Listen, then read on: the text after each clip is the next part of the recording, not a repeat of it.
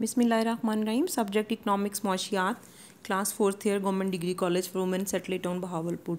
Students, आज का हमारा टॉपिक है consumption function, Keynesian psychological law of consumption. हम इसमें पढ़ेंगे केन्स का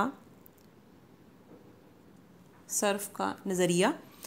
एजम्पशन सबसे पहले डिस्कस करेंगे। इस लेक्चर में मैंने इंग्लिश में पॉइंट्स सारे डिस्कस किए हैं, लेकिन मैं उर्दू में इनको एलेबोरेट कर दूंगी, सो उर्दू मीडियम और इंग्लिश मीडियम दोनों स्टूडेंट्स इसको अंडरस्टैंड कर सकते हैं ईजिली। आप अपनी बुक से ये टॉपिक सर्च कर लें, इस लेक्चर को सामने रखें तो आप ईजिली तमाम पॉइंट्स को क्लियर करने में कामयाब होंगे। पहला है एजम्पशंस में सबसे पहली कांस्टेंट एमपीसी। केन्स का ये कहना है कि मार्जिन प्रोपेंसिटी टू कंज्यूम जो है लोगों की एक इकोनॉमी के अंदर रहते हुए एक स्पेसिफिक इनकम के साथ वो कांस्टेंट होती है। Political and economic stability in the economy जो है वो पॉलिटिकली इकोनॉमिकली स्टेबल है, उसमें कोई चेंज नहीं आ रहा, कोई ड्रास्टिक चेंज उसमें नहीं आ रहा, कोई इन्फ्लेशन नहीं आ रहा, कोई क्लैमिटीज़, वॉर, किसी भी चेंज ऑफ गवर्नमेंट की वजह से वहाँ पे कोई भी ऐसा मेजर चेंज नज़र नहीं आ रहा हमें। कैपिटलिज्म सिस्टम है, वहाँ पर सरमायादाराना निज़ाम है जिसकी वजह से लोग अपनी मर्ज़ी से इन्वेस्ट कर सकते हैं, अपनी मर्ज़ी से कंज्यूम कर सकते हैं। शॉर्ट रन मॉडल है ये, कि ये मॉडल जो है शॉर्ट रन के लिए प्रेजेंट किया केन्स ने। केन्स का ये यकीन है, ये कहना है कि in the long run we are dead, so वो शॉर्ट रन के लिए प्रेजेंट कर रहा है अपना लॉ। 4 ये स्टूडेंट्स एजम्पशंस हैं जो कि केनेजियन साइकोलॉजिकल लॉ ऑफ कंजम्पशन जिसके ऊपर बेस करता है। हम लॉ की बात करते हैं तो सबसे पहले कंजम्पशन के बारे में केन्स का ये कहना है कि consumption is a function of income. जैसे जैसे लोगों की इनकम बढ़ती है तो उनकी कंजम्पशन भी इंक्रीज़ हो जाती है।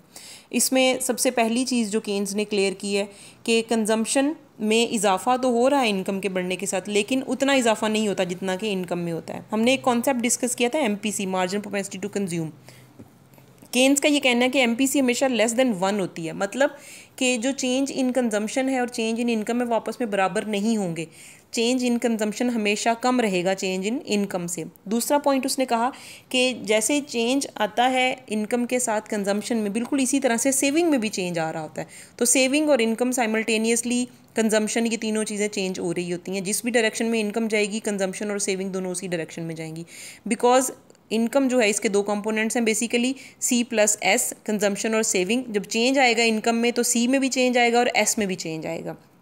और यहीं से हमने एक रिलेशनशिप ड्राइव किया है, एमपीसी और एमपीएस को जब प्लस किया जाए तो ये इक्वल टू 1 होते हैं, कि जो कंजम्पशन में से बच जाता है, इनकम में से बच जाता है कंज्यूम करने के बाद, वही सेव हो जाता है।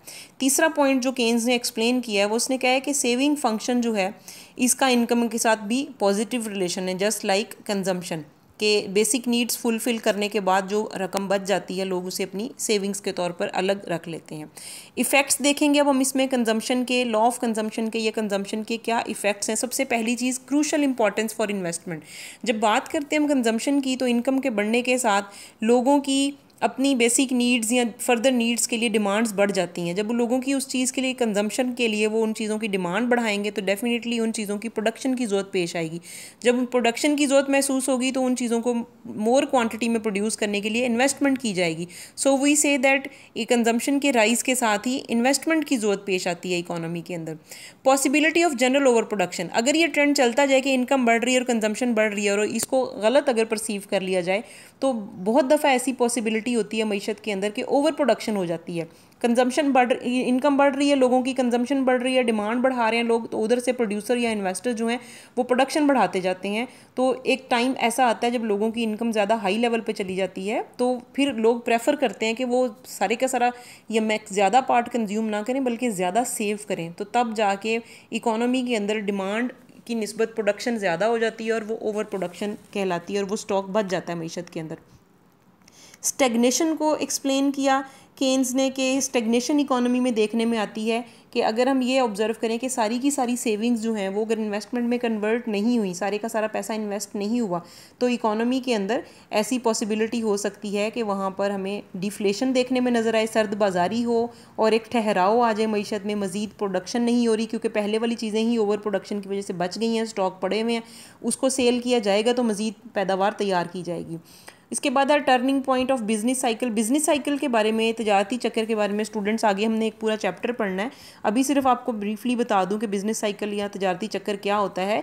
किसी भी इकोनॉमी के अंदर जो मुआशी सरगर्मियाँ होती हैं उनमें जो अप्स एंड डाउन्स आते हैं, जो उसमें फ्लक्चुएशंस आती हैं, that is called business cycle और ट्रेड साइकिल, दोनों इसके नाम है। उर्दू में इसको तजारती चक्कर कहते हैं।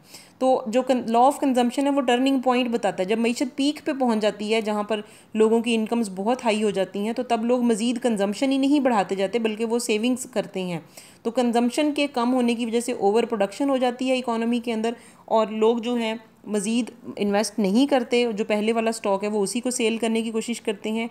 इन्वेस्टमेंट की रिडक्शन की वजह से ऑटोमेटिकली इन रिटर्न या उसके रिज़ल्ट के तौर पर इनकम में कमी आना शुरू हो जाती है और इकोनॉमी उस पीक से नीचे की तरफ आने लग जाती है। इसी तरह से अगर हम अपोजिट सिचुएशन देखें कि इकोनॉमी बहुत बिलो पॉइंट पर है, मिनिमम पॉइंट पे या डिप्रेशन में फंस गई है, जहाँ पे कोई प्रोडक्शन नहीं हो रही, इनकम्स कम है, कंजम्पशन सब चीज़ें डिस्टर्ब हुई हुई हैं, तो वहाँ जाके भी हम देखेंगे कि कंजम्पशन एक मिनिमम लेवल से नीचे कम नहीं हो सकती। इंसान सब कुछ छोड़ सकता है लेकिन उसने खाना पीना, बुनियादी ज़रूरियात उसने हर हाल में पूरी करनी है। तो वो जो बुनियादी ज़रूरियात वाली कंजम्पशन है वो कंटिन्यू रहेगी और आहिस्ता आहिस्ता उस प्रोडक्शन की वजह से मज़ीद इन्वेस्टमेंट आहिस्ता आहिस्ता स्टार्ट होगी और दोबारा से इकोनॉमी वहाँ से निकल आएगी। सो ये दो टर्निंग पॉइंट्स कंजम्पशन इनको एक्सप्लेन करती है। उसके बाद है एक्सपेंशन ऑफ इनकम, कि जो कंजम्पशन इंक्रीज़ हो रही है या बढ़ रही है वो एक्चुअली इनकम के एक्सपेंड होने की वजह से है। हम कहेंगे कि इनकम एक्सपेंड होती है, उस कंजम्पशन की वजह से इन्वेस्टमेंट बढ़ती है, इन्वेस्टमेंट के बढ़ने से दोबारा हमारी इनकम बढ़ती है और ये साइकिल ऑल्टरनेटिवली चलता रहता है।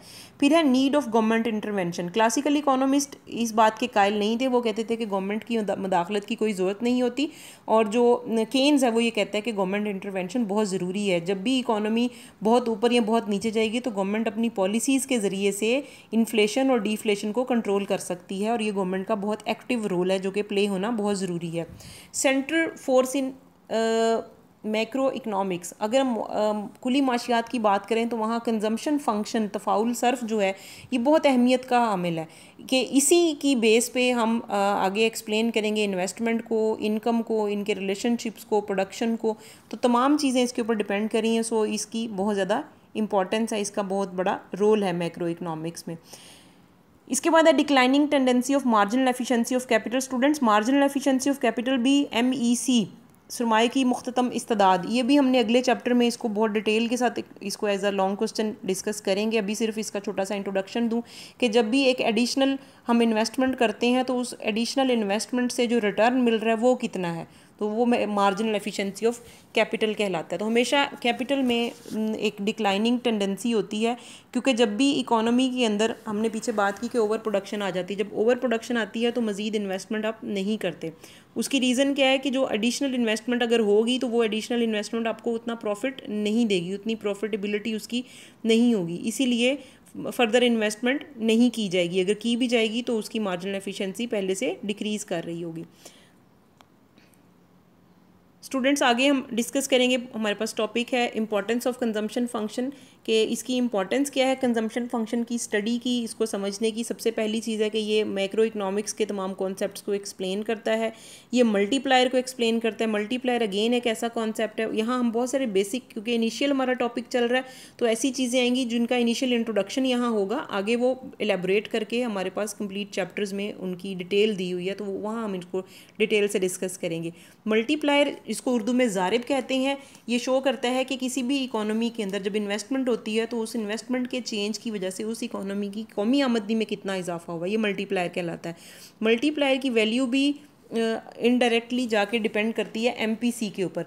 जितनी किसी इकोनॉमी की MPC ज़्यादा होगी वहाँ उतनी ही ज़्यादा डिमांड होगी, वहाँ उतनी ज़्यादा प्रोडक्शन की ज़रूरत होगी और उतना ही ज़्यादा इन्वेस्टमेंट किया जाएगा, और जितनी ज़्यादा इन्वेस्टमेंट की जाएगी उसी रेशो के साथ फिर जाके इनकम में भी उतनी ही तब्दीली आएगी। हम इसके न्यूमेरिकल क्वेश्चन भी सॉल्व करेंगे अगले चैप्टर में जाके।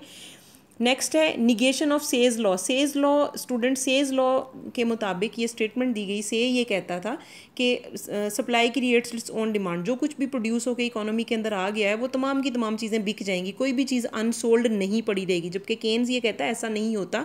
जब एक पीक लेवल पे इकोनॉमी पहुंच जाती है तो वहाँ पे स्टॉक्स जो हैं वो पड़े रहते हैं, अनसोल्ड पड़े रहते हैं, ओवर प्रोडक्शन हो जाती है, लोग चीज़ें नहीं ख़रीदते, नहीं डिमांड करते मज़ीद, तो उसकी वजह से वहाँ पे ओवर प्रोडक्शन होती है और अनएम्प्लॉयमेंट क्रिएट होना शुरू हो जाती है। तो अनएम्प्लॉयमेंट और ओवर प्रोडक्शन दोनों चीज़ें हर इकोनॉमी का एक लाजमन हिस्सा है उसका। सेज लॉ के उलट है ये, इसने उसको निगेट कर दिया, उसकी नफ़ी कर दी। इंपॉर्टेंस ऑफ इन्वेस्टमेंट, इन्वेस्टमेंट की इंपॉर्टेंस ये बताता है हमें कि इन्वेस्टमेंट एक्चुअली डिपेंड करती है कंजम्पशन पे और डिमांड पे इकोनॉमी की। जितनी ज़्यादा एमपीसी होगी उसी हिसाब से इन्वेस्टमेंट उस इकोनॉमी की इंक्रीज़ होगी।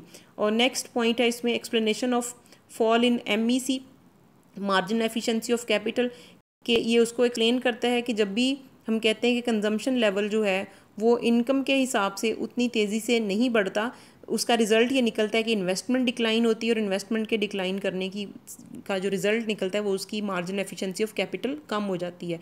बिजनेस साइकिल और ट्रेड साइकिल को ये एक्सप्लेन करता है। ये तमाम वही पॉइंट्स जो हमने पीछे भी डिस्कस किए हैं। तो कंजम्पशन फंक्शन बहुत इंपॉर्टेंट है मैक्रो इकोनॉमिक्स में, और एग्जामिनेशन पॉइंट ऑफ व्यू से स्टूडेंट्स जो कंजम्पशन लॉ है, लॉ ऑफ कंजम्पशन, केन्स का जो सर्फ का तफाउल है उसका जो लॉ उसने प्रेजेंट किया है, ये किसी भी तरह से क्वेश्चन आ सकता है। अकॉर्डिंग टू केन्स आप कंजम्पशन फंक्शन को एक्सप्लेन करें, according to Keynes what is the law of consumption.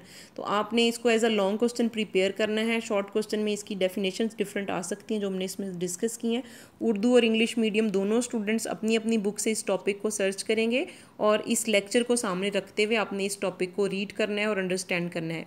फिर भी अगर कोई क्वेश्चन, कोई चीज़, कोई पॉइंट समझ नहीं आता, you can ask in comment section. Thank you students.